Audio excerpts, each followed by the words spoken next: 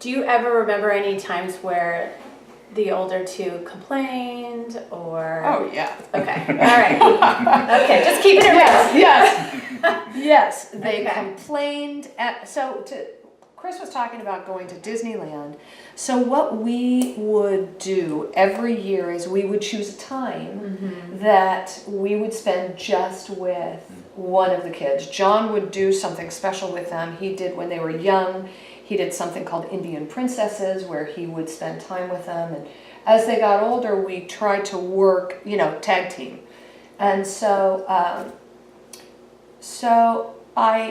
we really tried to give one-on-one time to each kid so that we were free and they were free. And what my oldest daughter in this conversation, what she was saying was her biggest memory, and I wrote it down, was she could voice what she needed to us, and we would be clear when we thought we could get to that. So that she felt like was valuable, is that it gave her a chance to have an expectation around when we could go look for new tennis shoes because she needed new tennis shoes.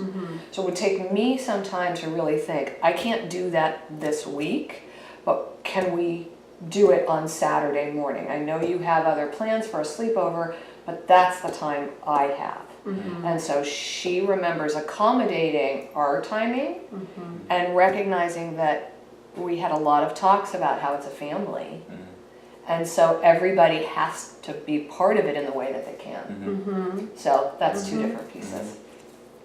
Yeah, I think, what's critical is creating that one-on-one time and then time as a family outside, which sounds sad, like you're leaving one of your kids behind, but if you can do it in a way where either they're not aware, pull your other kids out of school maybe, or, get a special babysitter, or it's grandpa, or, somebody preferred, and then you can get some family time or one-on-one, or even my son Luke, who's now 17, many years ago, he said, I want both you and Dad and me. Just the two of you with me. Like, let's pretend I'm an only child for a night and go to dinner. But Right. that meant a lot to him, and so we rotated with all the kids doing that. And when I asked Luke, okay, you're 17, you're almost an adult-ish, what are your reflections? And he said that we always made time. They always made time for him. He doesn't right now have any negative resentment feelings. Maybe when he is older and goes to therapy, he'll reflect, who knows?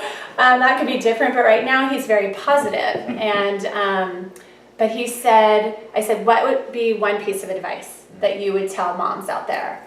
And he said, don't make your special needs child your whole world.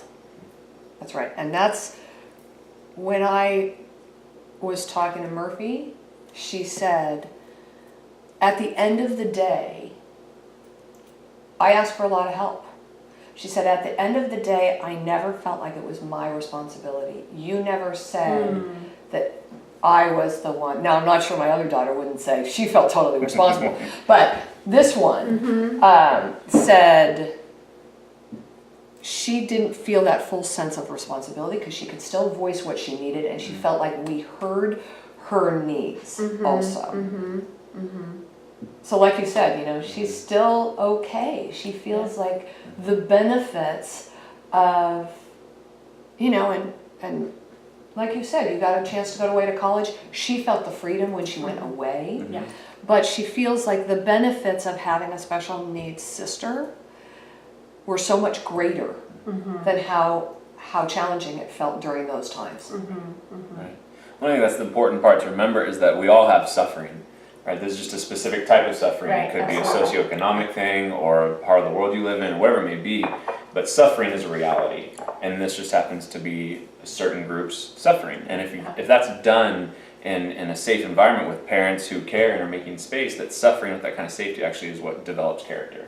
It's something you can point to that says, well, this is what formed me. This is what made me who I am. And you can still mourn the fact that we didn't get to go on a whole lot of trips, but the reality is you learned something about yourself. It formed a part of you that maybe wouldn't have emerged without that kind of environment. And I think we talked about this in the support group meeting, like if we as parents, even though we go through the grief cycle and your emotions can be on again, off again, and if we can get to a place of recognizing the depth and the growth and the compassion and the sensitivity that grows exponentially in us, and you can see the benefits of this chronic hardship and suffering, that will trickle down. And I think if we model that as well as modeling all your emotions and letting them know that it's okay, like your daughter knew that her need was going to be met because you had established that. Even if it would take a week and she wanted it that minute, right? And she would cry and have a tantrum and everything. It gives me great hope that at 24 years old, she felt that was valuable. You know? Yeah.